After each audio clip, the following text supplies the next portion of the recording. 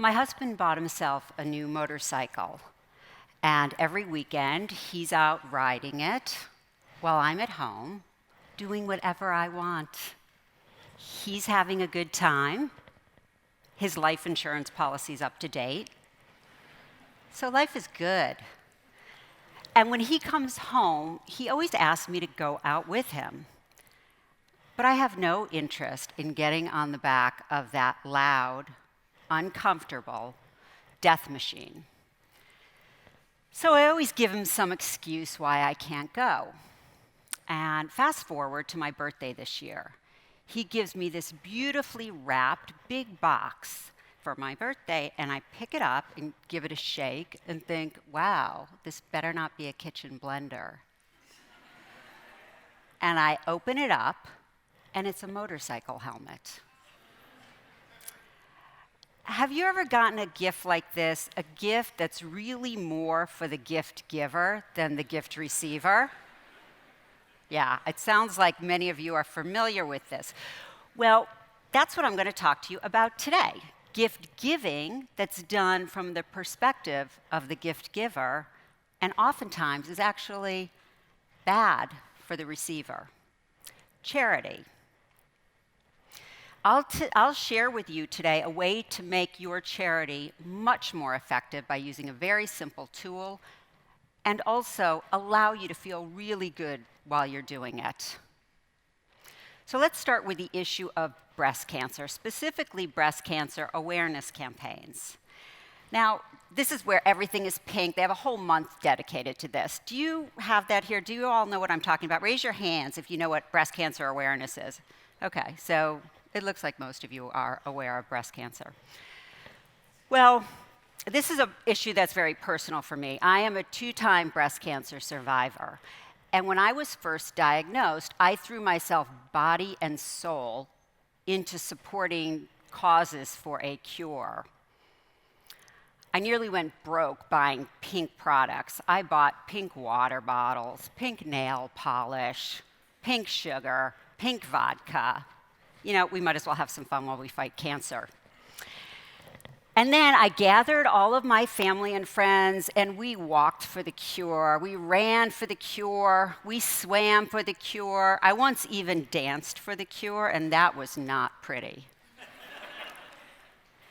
But despite my blisters, my bloody feet, and my busted bank balance, I did not, now this may come as a shock to many of you, but I did not find that elusive cure for breast cancer.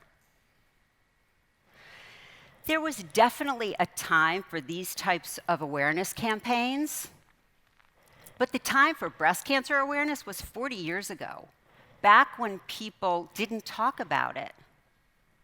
But today, as I saw here, we're all aware of breast cancer. And in fact, these campaigns are actually diverting money and attention away from the real issues affecting real people. So instead of pink vodka parties, we should be supporting promising research that could find a cure, or perhaps funding people who can't afford treatment on their own. There's a simple rule of giving that follows the acronym POS. P is, what is the problem I want to solve? O, what is the obstacle to overcoming that problem? And S, what is the solution to overcoming the obstacle? It's simple, and it's logical, and it works. I'm the CEO of a charitable foundation, and this is our golden rule of giving.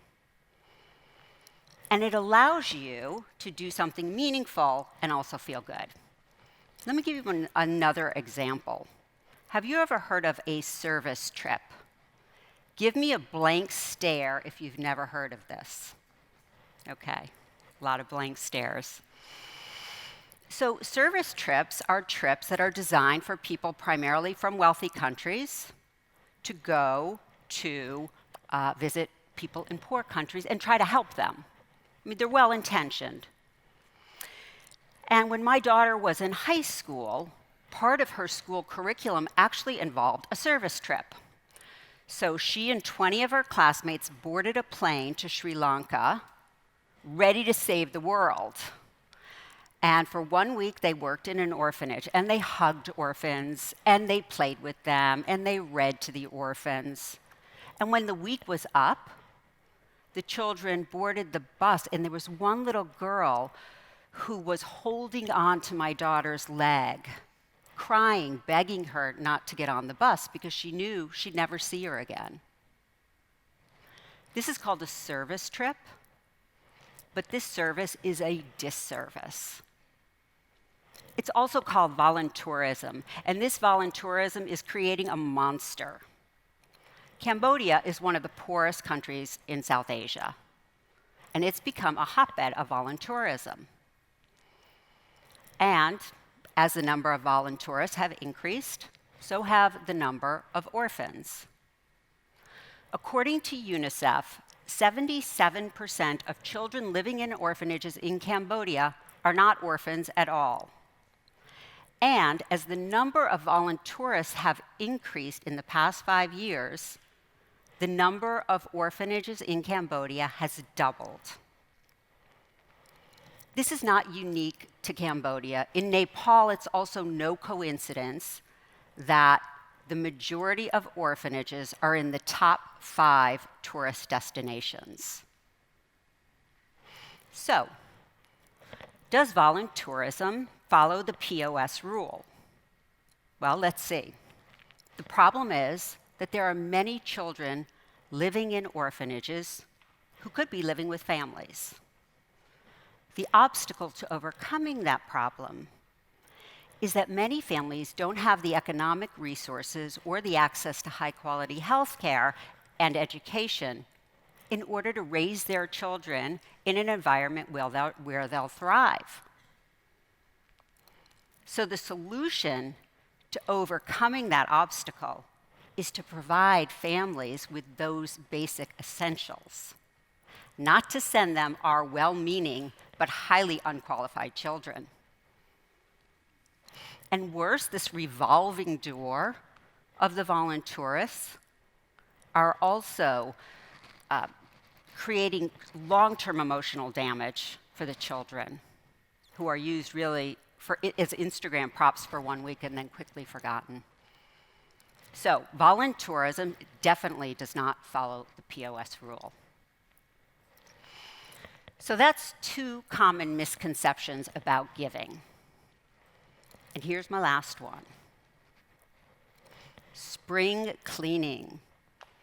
Summer is upon us, and many of us have probably spent a weekend going through our closets, clearing out, decluttering, out with those old sweaters, your son's stinky training pants, your daughter's mini skirt. Let's put them in a charity bin somewhere, and they'll be donated to people who need clothes. Seems logical, right? And I need space in my closet for my new summer wardrobe. So, does this follow the POS rule? Well, the problem is that many people can't afford basic necessities like clothes for themselves and their families. The obstacle to overcoming that problem is there aren't enough economic opportunities for people to lift themselves out of poverty. So the solution to overcoming the obstacle, send them our old clothes? Well, let's see. According to the charity Oxfam, 70% of all donated clothes globally end up in Africa. And Kenya alone imports more than 100,000 tons of secondhand clothes and shoes every single year. Kenya used to have a thriving textile industry with more than 500,000 people employed. And that number has dropped by more than 96%. And there are 20,000 people employed in the textile industry in Kenya today. So, this clearly does not follow the golden rule of POS. So can we really make a difference Is our faith in charity misplaced? Yes, we can. That slogan has worked before. There are very tangible ways that we can help people. We're moved to compassion by our hearts, but we can't forget to use our heads and do our homework. And there are many organizations out there who can help us do this. I've talked to you about the POS rule, which helps us to think through what cause should we support. But what organization do we choose is another big issue. And there are organizations like Charity Watch, Charity Navigator, GiveWell. Here in Germany, there's Dead Set E and Fineo, just to name a few. And these organizations have lists of hundreds and hundreds of very reputable, high-quality nonprofit organizations where you can make your donations. So, we want to do something that makes us feel good. And it takes a little bit of time to find these things. Probably about as much time as it takes us to buy our new smartphone. And while my husband's motives in giving me that motorcycle helmet may have been a little bit suspect, behind it was a precious gift of wanting to spend time together. His heart was in the right place. He just needed to use his head. And he's lucky he still has it. So,